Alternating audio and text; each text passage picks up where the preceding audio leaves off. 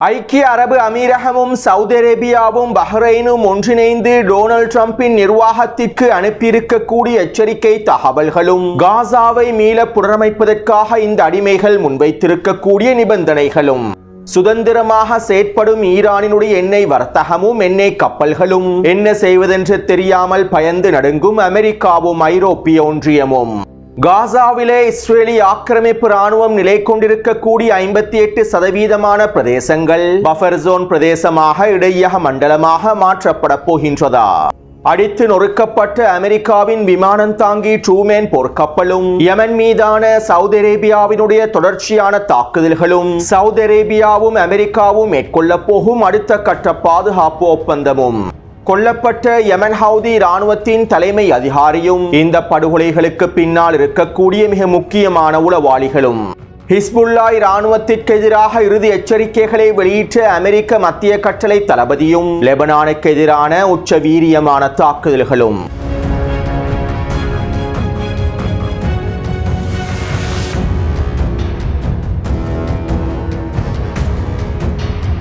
பாகிஸ்தானுக்கும் ஆப்கானிஸ்தானுக்கும் இடையிலான மோதல் தொடர்பான தகவல்களை பதிவிடுமாறு சிலர் கருத்துக்களை பதிவிட்டிருந்தீர்கள். நாளைய காணொளியில் குறித்த மோதல் தொடர்பாகவும் இந்த மோதலுக்கு பின்னால் இருக்கக்கூடிய சில மூலோபாய நகர்வுகள் தொடர்பாகவும் சில முக்கியமான விடயங்களை பதிவிடுகின்றேன். அதே போன்று இன்சைட் உலகம் சேனலிலும் காணொளிகளை பதிவிடுமாறு சிலர் தொடர்ச்சியான கருத்துக்களை பதிவிட்டிருந்தீர்கள். உண்மையில் சில தனிப்பட்ட நெருக்கடிகளின் காரணமாகவே இன்சைட் உலகம் சேனலில் தொடர்ச்சியாக காணொளிகளை பதிவிட முடியாத நிலைமை ஏற்பட்டிருந்தது. இறைவன் நாடினால் அடுத்த மாதத்திலிருந்து இன்சைட் உலகம் சேனலில் தொடர்ச்சியாக காணொளிகளை பதிவிடுகின்றேன். மேலும் மத்திய கிழக்கு அரசியல் நிலவரங்கள் மாத்திரமல்லாமல் ஏனைய உலக அரசியல் நிலவரங்களையும் காணொளிகளில் பதிவிடுவதற்கு முயற்சி செய்கின்றேன். அத்தோடு என்னுடைய காணொளிகளை முழுமையாக பார்வையிட்டு தொடர்ச்சியாக கருத்துக்களை பதிவிட்டு வரக்கூடிய அனைத்து உறவுகளுக்கும் நன்றிகளையும் தெரிவித்துக் கொள்கின்றேன்.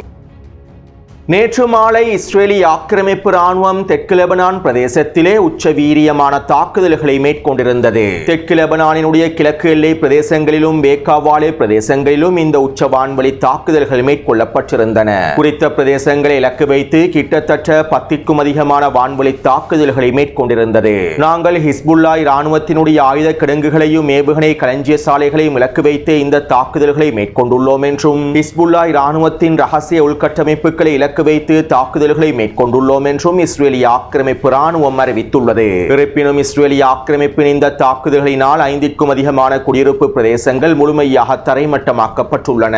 மேலும் பல லெபனான் பொதுமக்கள் கொல்லப்பட்டும் படுகாயங்களுக்கும் உள்ளாக்கப்பட்டுள்ளார்கள். அத்தோடு தெற்கு லெபனான் பிரதேசத்திலே நிலை கொண்டிருக்கக்கூடிய ஐநாவின் அமைதி படைகள் ஹிஸ்புல்லா இராணுவத்தினுடைய ஆயுத கிடங்குகள் தொடர்பான உளவு தகவல்களை இஸ்ரேலி ஆக்கிரமிப்புக்கு தொடர்ச்சியாக வழங்கி வருவதாகவும் குறிப்பிடப்படுகின்றது. மேலும் லெபனானி அரசாங்கம் ஹிஸ்புல்லா இராணுவத்திற்கு எதிராக நேரடியான தாக்குதல்களை மேற்கொள்வதற்கு பயப்படுவதனால் ஹிஸ்புல்லாவினுடைய ஆயுத கிடங்குகள் மற்றும் ரகசியமான தளங்கள் தொடர்பான உளவு தகவல்களையும் இஸ்ரேலி ஆக்கிரமிப்பிடம் வழங்கி வருவதாகவும் சில தகவல்கள் கசிவடைந்துள்ளன.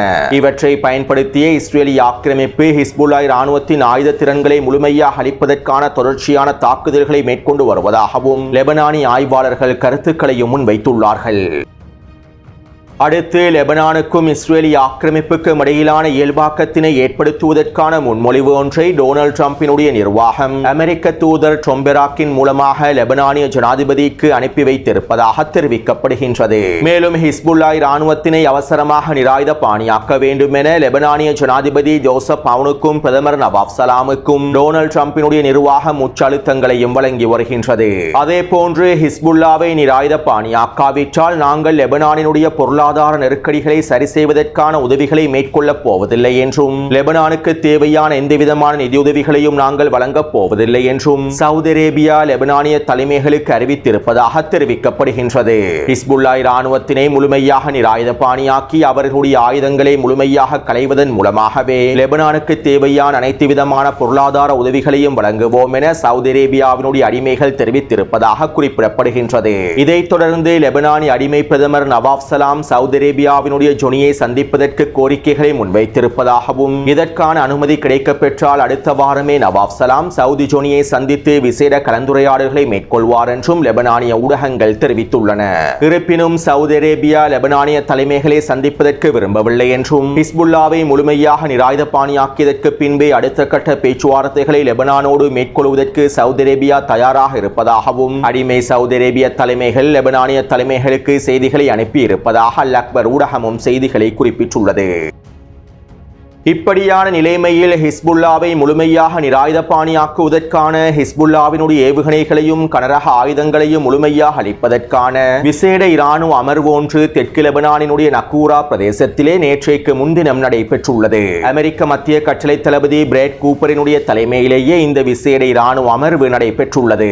மேலும் இந்த இராணுவ அமர்விலே பிரான்சினுடைய மிக முக்கியமான தளபதிகளும் லெபனானிய அரசு இராணுவத்தினுடைய தளபதிகளும் கலந்து கொண்டிருப்பதாகவும் தெரிவிக்கப்படுகின்றது. இந்த பிராந்தியத்தினை பாதுகாப்பதற்காகவும் இஸ்ரேலினுடைய பாதுகாப்பை உறுதி செய்வதற்காகவும் இஸ்ரேலுக்கு எதிர்காலத்திலே எந்தவிதமான அச்சுறுத்தல்களும் இருக்கக்கூடாது என்பதனை உறுதி செய்வதற்காகவும் ஹிஸ்புல்லா இராணுவத்தினை முழுமையாக நிராயுதபாணியாக்க வேண்டும் என்கின்ற முடிவுகள் எடுக்கப்பட்டிருப்பதாகவும் இந்த முடிவுகளை அவசரமாக நடைமுறைப்படுத்தி ஹிஸ்புல்லாவை அவசரமாக நிராயுதபாணியாக்குவதற்கான வேலை திட்டங்களை மேற்கொள்ள வேண்டும் என அமெரிக்க மத்திய கட்டளை தளபதி பிராட் கூப்பர் எச்சரிக்கைகளை வெளியிட்டிருப்பதாகவும் தெரிவிக்கப்படுகின்றது. மேலும் நாங்கள் இந்த இராணுவ அமர்விலே ஹிஸ்புல்லாவை நிராயுதபாணியாக்குவதற்கான அடுத்த கட்ட நடவடிக்கைகளை ஆரம்பித்து விட்டோம் என்றும் இந்த அடுத்த கட்ட நடவடிக்கைகள் மூலமாக ஹிஸ்புல்லாவுக்கு இறுதி எச்சரிக்கைகள் வழங்கப்பட்டுள்ளது என்றும் அமெரிக்க மத்திய கட்டளை தளபதியே விசேட அறிக்கைகளையும் வெளியிட்டுள்ளார். இதற்கான ஆதாரங்களையும் பதிவிட்டுள்ளேன். அத்தோடு லெபனானிய அரசாங்கம் ஹிஸ்புல்லாவை அவசரமாக நிராயுதபாணியாக்காவிட்டால் இனி வரக்கூடிய நாட்களில் நாங்கள் தெற்கு லெபனான் பிரதேசத்திலே தாக்குதல்களை வீரியப்படுத்துவோம் என்றும் தெற்கு லெபனான் எல்லை பிரதேசங்களில் அடுத்த கட்ட நகர்வுகளை மேற்கொள்வோம் என்றும் இஸ்ரேலிய ஆக்கிரமிப்பின் பாதுகாப்பு அமைச்சர் நேற்றிரவு நடைபெற்ற ஊடக சந்திப்பிலே தெரிவித்துள்ளார். மேலும் தெற்கு லெபனான் எல்லை பிரதேசத்திலிருந்து 3 கிலோமீட்டர் வரையிலே இடையக மண்டலத்தினை வெற்றிகரமாக அமைத்திருப்பதாகவும் தெற்கு லெபனானிலே பஃபர் ஜோன் பிரதேசமானது வெற்றிகரமாக அமைக்கப்பட்டிருப்பதாகவும் இஸ்ரேலிய ஆக்கிரமிப்பினுடைய இராணுவ தலைமை அதிகாரி எல் ஜமீர் குறிப்பிட்டுள்ளார். அடுத்து கடந்த ஆகஸ்ட் மாதம் இஸ்ரேலிய ஆக்கிரமிப்பு யமன் தலைமைகளை இலக்கு வைத்து உச்ச வான்வழி தாக்குதல்களை மேற்கொண்டிருந்தது. குறிப்பாக யமன் ஹவுதிகளுடைய பாராளுமன்ற உறுப்பினர்களை இலக்கு வைத்து இந்த படுகொலை தாக்குதல்கள் மேற்கொள்ளப்பட்டிருந்தன. 10க்கும் அதிகமான பாராளுமன்ற அமைச்சர்கள் தலைமையகத்திற்குள்ளே ஒன்று கூடியிருக்கக்கூடிய வேளையிலேயே இஸ்ரேலிய ஆக்கிரமிப்பு இந்த உச்ச தாக்குதல்களை மேற்கொண்டிருந்தது. மேலும் இந்த தாக்குதல்களிலே யமன் ஹவுதி இராணுவத்தினுடைய தலைமை அதிகாரி அப்துல் கரீம் அல் கம்ரி அவர்கள் படுகாயமடைந்திருந்தார். மேலும் இவர் தொடர்பான எந்தவிதமான தகவல்களையும் யமன் ஹவுதி இராணுவத்தினர் அப்போது வெளியிட்டிருக்கவில்லை. இப்படியான நிலைமையிலேயே யமன் ஹவுதி இராணுவத்தினர் அவர்களுடைய இராணுவ தலைமை அதிகாரி அப்துல் கரீம் அல் கம்ரி அவர்கள் உயிரிழந்திருப்பதாக தெரிவித்துள்ளார்கள். இஸ்ரேலிய ஆக்கிரமிப்பின் வான்வழி தாக்குதல்களின் விளைவாகவே இவர் கொல்லப்பட்டிருப்பதாகவும் உத்தியோகபூர்வமாக அறிவித்துள்ளார்கள். மேலும் இவரோடு சேர்ந்து அவருடைய 13 வயது பிள்ளையும் கொல்லப்பட்டிருப்பதாகவும் தெரிவிக்கப்படுகின்றது. அத்தோடு மேஜர் ஜெனரல் யூசுப் ஹசான் அவர்கள் யமன் ஹவுதி இராணுவத்தின் புதிய தலைமை அதிகாரியாக தெரிவு செய்யப்பட்டுள்ளார். யமன் ஹவுதி இராணுவத்தினுடைய வெற்றிடங்கள் அனைத்தும் முழுமையாக நிரப்பப்பட்டுள்ளன.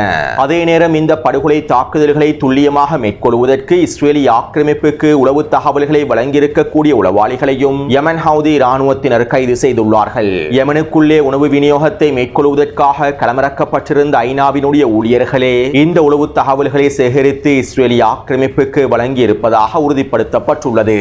ஐநாவின் வேர்ல்ட் ஃபுட் புரோகிராம் நிறுவனத்திலே பணிபுரியக்கூடிய ஊழியர்களே மொசாட் உளவாளிகளாக செயற்பட்டிருப்பதனையும் உறுதிப்படுத்தியுள்ளார்கள். மேலும் இவர்களை தற்போது யமன் ஹவுதி இராணுவத்தினர் சிறையில் அடைத்துள்ளார்கள். இனி வரக்கூடிய நாட்களில் இவர்களுக்கான மரண தண்டனை நிறைவேற்றப்படும் என்றும் தெரிவிக்கப்படுகின்றது. அடுத்து செங்கடல் பிரதேசத்திலே யமன் ஹவுதி இராணுவத்தினர் அனைத்திற்கும் தயாராகவே இருக்கின்றார்கள். நாங்கள் பலஸ்தீனிய மக்களுக்கு முழுமையான ஆதரவை வழங்குவோம். யுத்த நிறுத்த ஒப்பந்தங்களை மீறி தாக்குதல்களை தொடர்ந்தால் நாங்கள் ஆக்கிரமிப்புக்கு எதிரான தாக்குதல்களை மீண்டும் ஆரம்பிப்பதற்கும் தயாராகவே இருக்கின்றோம். பலஸ்தீனிய மக்களுக்கு ஆதரவாக செங்கடல் பிரதேசத்திலே அமெரிக்காவுக்கும் இஸ்ரேலிய ஆக்கிரமிப்புக்கும் எதிராக போரை தொடருவதற்கு நாங்கள் தயாராகவே இருக்கின்றோம் என யமன் அன்சாருல்லாவினுடைய தலைமைகள் அறிவித்துள்ளார்கள். அத்தோடு கடந்த 8 மாதங்கள் மாதங்களுக்கு முன்பு செங்கடல் பிரதேசத்திலே களமிறக்கப்பட்ட அமெரிக்காவின் விமானம் தாங்கி போர்க்கப்பலான எஸ்ட்ரூமேன் போர்க்கப்பலை இலக்கு வைத்து யமன் ஹவுதி இராணுவத்தினர் பல தாக்குதல்களை மேற்கொண்டிருந்தார்கள். மேலும் இந்த தாக்குதல்களினால் எஸ்ட்ரூமேன் போர்க்கப்பலானது சேதமடைந்து பின்வாங்கியிருந்தது. இப்படியான நிலைமையில் தற்போது குறித்த எஸ்ட்ரூமேன் போர்க்கப்பலை பழுது பார்க்க முடியாத நிலைமை ஏற்பட்டிருப்பதாகவும் குறித்த கப்பலானது பழுது பார்க்க முடியாத அளவுக்கு சேதமடைந்திருப்பதாகவும் இதனால் குறித்த கப்பலை பழுது பார்ப்பதற்கான வேலை திட்டங்களை அடுத்த வருடம் வரையில் ஒத்திவைத்திருப்பதாகவும் அமெரிக்க ஊடகங்கள் தெரிவித்துள்ளன. சுருக்கமாக குறிப்பிடுவதாக இருந்தால் செங்கடல் பிரதேசத்திலே யமன் ஹவுதி இராணுவத்தினர் அமெரிக்காவின் எஸ்ட்ரூமேன் போர்க்கப்பலை முழுமையாக சிதைத்து அளித்துள்ளார்கள். இதற்கான ஆதாரங்களே தற்போது வெளியாகியுள்ளன. அடுத்து சவுதி அரேபியா யமனினுடைய வடக்கு பிரதேசத்திலே தொடர்ச்சியான பீரங்கி தாக்குதல்களை மேற்கொண்டு வருகின்றது. மேலும் யமன் ஹவுதி இராணுவத்தினரும் வடக்கு எல்லை பிரதேசத்திலே சவுதி அரேபியாவினுடைய கூட்டுப்படைகளை இலக்கு வைத்து தொடர்ச்சியான தாக்குதல்களையும் மேற்கொண்டு வருகின்றார்கள். அத்தோடு மத்திய கிழக்கு போரானது விரிவடையும் சந்தர்ப்பத்தில் ஈரானுக்கு எதிரான அடுத்த கட்ட போர் ஆரம்பிக்கப்படும் சந்தர்ப்பத்தில் காசாவிலே பலஸ்தீனிய மக்களுக்கு எதிரான போர் தொடர்ச்சியாக நடைபெற்று வரும் சந்தர்ப்பத்தில் யமன் ஹவுதிகள் நிச்சயமாக சவுதி அரேபியாவுக்கு எதிராக தாக்குதல் மேற்கொள்வார்கள் என்பது அடிமை சவுதி அரேபிய தலைவர்களுக்கும் நன்றாகவே தெரியும். இதனால் தற்போது கத்தாரும் அமெரிக்காவும் மேற்கொண்டிருக்கக்கூடிய பாதுகாப்பு ஒப்பந்தத்தை போன்று சவுதி அரேபியாவும் அமெரிக்காவும் பாதுகாப்பு ஒப்பந்தம் ஒன்றை மேற்கொள்வதற்கான வேலை திட்டங்கள் ஆரம்பிக்கப்பட்டுள்ளன. சவுதி அரேபியாவினை முழுமையாக பாதுகாப்பதற்காக அமெரிக்காவோடு இந்த பாதுகாப்பு ஒப்பந்தத்தினை மேற்கொள்ளப் போவதாகவும் இதற்கான பேச்சுவார்த்தைகள் தற்போது மும்முரமாக நடைபெற்று வருவதாகவும் அடுத்த மாதம் சவுதி அரேபியாவினுடைய ஜொனி அமெரிக்காவுக்கு விஜயம் செய்யும் சந்தர்ப்பத்தில் குறித்த பாதுகாப்பு ஒப்பந்தம் அமெரிக்காவோடு கைச்சாத்திடப்படும் என்றும் சவுதி அரேபிய ஊடகங்களே செய்திகளை வெளியிட்டுள்ளன. இந்த ஒப்பந்தத்திற்கு பிறகு சவுதி அரேபியா மீது யாராவது தாக்குதல்களை மேற்கொண்டால் அது அமெரிக்காவுக்கு எதிரான தாக்குதலாக கருதப்பட்டு அமெரிக்கா தாக்குதலை மேற்கொண்டவருக்கு எதிராக போரை ஆரம்பிக்கும் என குறித்த ஒப்பந்தத்தில் தெரிவிக்கப்பட்டிருப்பதாகவும் குறிப்பிடப்படுகின்றது. அதே நேரம் இந்த பாதுகாப்பு ஒப்பந்தத்தின் மூலமாக டொனால்ட் ட்ரம்ப் சவுதி அரேபிய அடிமைகளிடத்திலிருந்து பல பில்லியன் டாலர்களையும் கறந்து கொள்வார். அத்தோடு இந்த பாதுகாப்பு ஒப்பந்தங்களின் மூலமாக யமனினுடைய தீப்பிழம்பை ஒரு பொழுதும் தடுத்து நிறுத்தவே முடியாது. பலஸ்தீனிய மக்களுக்கு இவர்கள் செய்த துரோகத்திற்காகவும் பலஸ்தீனிய மக்களை வைத்து இவர்கள் செய்த வியாபாரத்திற்காகவும் ஆக்கிரமிப்போடு இவர்கள் ஏற்படுத்தி இருக்கக்கூடிய இயல்பாக்கத்திற்காகவும் நிச்சயமாக யமனினுடைய தீப்பிழம்பு இவர்களுக்கான பதில்களை வழங்கும். அடுத்து ஈரான் 2 பிரான்ஸ் நாட்டினுடைய உளவாளிகளை கைது செய்து அவர்களுக்கு ஆயுள் தண்டனையையும் விதித்துள்ளது. ஈரானுக்குள்ளே சுற்றுலா பயணிகளாக நுழைந்து ஈரானினுடைய மிக முக்கியமான தளங்கள் தொடர்பான உளவு தகவல்களை இஸ்ரேலிய ஆக்கிரமிப்புக்கு வழங்குவதற்கான வேலை திட்டங்களையே இந்த உளவாளிகள் மேற்கொண்டுள்ளார்கள். மேலும் இந்த உளவாளிகளை ஈரானிய தரப்பினர் தற்போது கைது செய்து சிறையில் அடைத்துள்ளார்கள். மேலும் இதே போன்று ஈரானுக்குள்ளே செயற்படக்கூடிய ஏனைய மொசாட் உளவாளிகளையும் ஈரானிய பாதுகாப்பு படையினர் தொடர்ச்சியாக கைது செய்து வருகின்றார்கள். அத்தோடு ஈரான் சுதந்திரமாக அதனுடைய எண்ணெய் கப்பல்களை செயற்படுத்தி வருகின்றது. எண்ணெய் கப்பல்களிலே ஈரானிய கொடியை பறக்கவிட்டு கப்பல்களுடைய ட்ரக்கர்களையும் முன் செய்து வெளிப்படையாகவே ஈரான் எண்ணெய் ஏற்றுமதியை மேற்கொண்டு வருகின்றது. கடந்த 3 நாட்களுக்கு மேலாக இந்த எண்ணெய் ஏற்றுமதியானது வெளிப்படையாக நடைபெற்று வருகின்றது. நீங்கள் முடிந்தால் எங்களுடைய எண்ணெய் கப்பல்களை இலக்கு வைத்து தாக்குதல்களை மேற்கொண்டு பாருங்கள் அல்லது எங்களுடைய எண்ணெய் கப்பல்களை கைப்பற்றி பாருங்கள் என்று அமெரிக்காவுக்கு சவால் செய்து ஈரான் இந்த அதிரடியான நடவடிக்கைகளையும் மேற்கொண்டுள்ளது. இங்கிருக்கக்கூடிய சுவாரஸ்யமான விடயம் என்னவென்றால் இதுவரைக்கும் அமெரிக்காவும் ஐரோப்பிய ஒன்றியமும் ஈரானினுடைய இந்த எண்ணெய் கப்பல்களை இலக்கு வைத்து எந்த நடவடிக்கைகளையும் எடுக்கவில்லை. ஈரானிய எண்ணெய் கப்பல்கள் சுதந்திரமாக செயற்படுவதனை அறிந்திருந்த போதிலும் அந்த கப்பல்களுக்கு எதிரான நடவடிக்கைகளை அவர்கள் இன்னும் எடுக்கவில்லை. உண்மையில் இவர்கள் ஈரானிய கப்பல்களுக்கு எதிரான தாக்குதல்களை மேற்கொள்வதற்கும் ஈரானிய கப்பல்களை கைப்பற்றுவதற்கும் பயப்படுகின்றார்கள். ஈரான் விரித்துள்ள வலையிலே நாங்கள் சிக்கி விடுவோமா என அமெரிக்காவும் ஐரோப்பிய ஒன்றியமும் பயப்படுகின்றது. மேலும் ஈரானினுடைய இந்த காய் நகர்த்தலானது அமெரிக்காவுக்கும் ஐரோப்பிய ஒன்றியத்திற்கும் மிகப்பெரிய சவாலாகவும் மாறியுள்ளது. அத்தோடு ஈரான் பாரசீக வளைகுடா பிரதேசத்தில் இருக்கக்கூடிய தீவுகளிலும் ஹெர்முஸ் ஜலசந்தி பிரதேசத்தில் இருக்கக்கூடிய மூலோபாய தீவுகளிலும் தொடர்ச்சியாக ஆயுதங்களையும் ஏவுகணைகளையும் குவித்து வருகின்றது. அதிகளவான கப்பல் எதிர்ப்பு ஏவுகணைகள் குறித்த தீவுகளிலே களமிறக்கப்பட்டிருப்பதாகவும் குறித்த தீவுகளுடைய வான் பாதுகாப்பு அமைப்புகள் பலப்படுத்தப்பட்டிருப்பதாகவும் ஈரானிய ஊடகங்கள் தெரிவித்துள்ளன.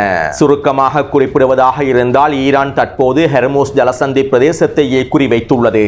அமெரிக்காவுக்கும் ஐரோப்பிய ஒன்றியத்திற்கும் அடிமைகளுக்கும் துரோகிகளுக்கும் சிறந்த பாடத்தினை கற்பிப்பதற்காகவே ஈரான் தற்போது ஹெர்முஸ் ஜலசந்தி பிரதேசத்தினை முழுமையாக குறிவைத்துள்ளது. மேலும் இந்த வலையிலே இவர்கள் சிக்கும் வரையில் ஈரான் காத்துக் கொண்டிருக்கின்றது.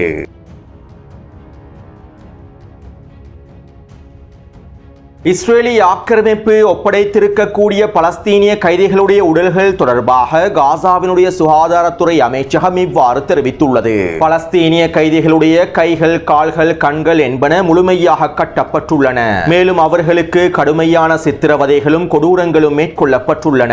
அவர்களில் சிலரை உயிரோடு தீயிட்டு கொளுத்தியுள்ளார்கள். மேலும் இன்னும் சிலரை அதிக பாரம் கூடிய இரும்புகளினால் நசுக்கியுள்ளார்கள். அதிகளவான கைதிகளுடைய உடல் பாகங்கள் திருடப்பட்டுள்ளன.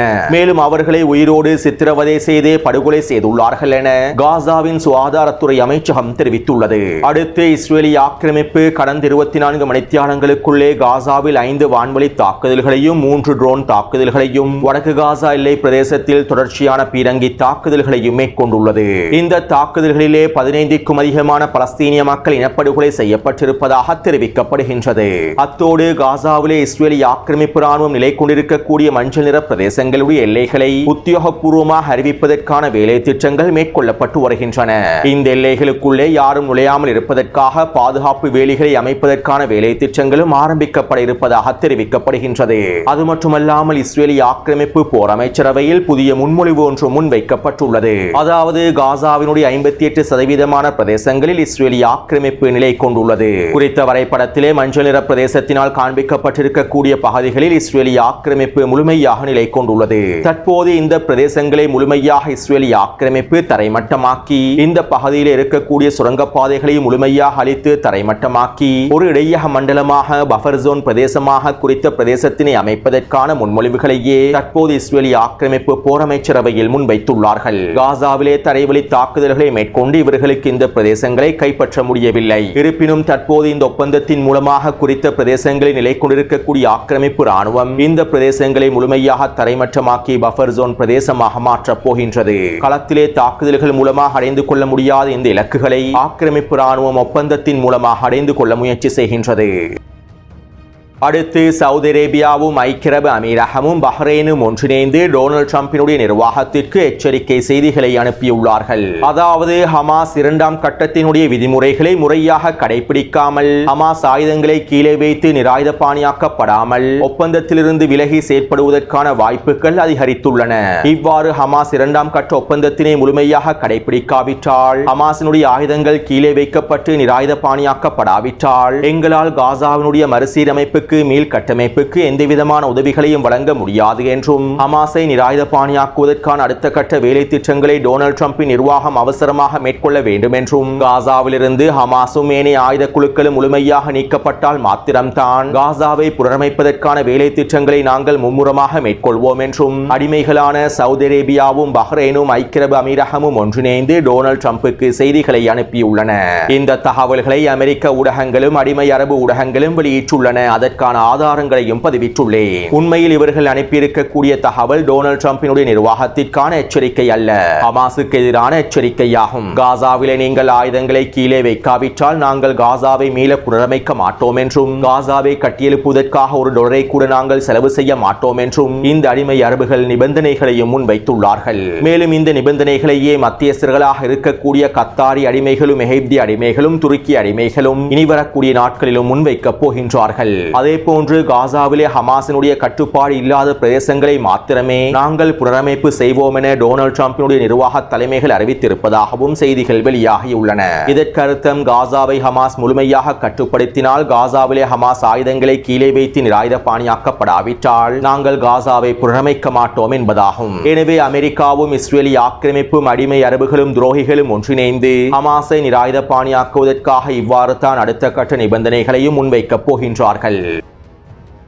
அடுத்து நேற்றிரவு டொனால்ட் ட்ரம்ப் ட்ரூத் சோஷியல் தளத்திலே இவ்வாறு தெரிவித்தார். காசாவில் இருக்கக்கூடிய மக்களை இலக்கு வைத்து ஹமாஸ் தாக்குதல்களை மேற்கொள்ளக்கூடாது. பொதுமக்களுக்கு எதிரான இந்த தாக்குதல்களை ஹமாஸ் நிறுத்த வேண்டும். இல்லாவிட்டால் இந்த ஒப்பந்தம் முறிவடைந்து நாங்கள் ஹமாஸை அழிப்பதற்கான தாக்குதல்களையும் ஆரம்பித்து விடுவோம் என டொனால்ட் ட்ரம்ப் மிரட்டலான எச்சரிக்கைகளை வெளியிட்டுள்ளார். அதாவது பலஸ்தீனிய போராளிகள் ஒத்துழைப்பாளர்களுக்கு எதிராகவும், உளவாளிகளுக்கு எதிராகவும், கொள்ளை கும்பல்களுக்கு எதிராகவுமே தாக்குதல்களை மேற்கொண்டு வருகின்றார்கள். யாசர் அபு ஷபாபினுடைய கொள்ளை கும்பல் கும்பல்களுக்கு நடுவீதியிலேயே மரண தண்டனையை நிறைவேற்றி வருகின்றார்கள். இவற்றை நிறுத்தாவிட்டால் நாங்கள் ஹமாஸுக்கு எதிரான தாக்குதல்களை மேற்கொள்வோம் என்றும் டொனால்ட் ட்ரம்ப் தெரிவித்துள்ளார். அதேபோன்று நேற்றிரவு நடைபெற்ற ஊடக சந்திப்பில் டொனால்ட் ட்ரம்ப் இவ்வாறு தெரிவித்துள்ளார். காசாவிலே ஹமாஸ் முழுமையாக நிராயுதபாணியாக்கப்பட வேண்டும். அவர்கள் கூறியதை போன்று ஒப்புக்கொண்டதை போன்று ஆயுதங்களை கீழே வைத்து நிராயுதபாணியாக்கப்படாவிட்டால் அவர்களை நிராயுதபாணியாக்குவதற்கான அனைத்து வேலை திட்டங்களையும் நாங்கள் மேற்கொள்வோம். மேலும் இதற்காக அமெரிக்க படைகள் காசாவில் களமிறங்க தேவையில்லை.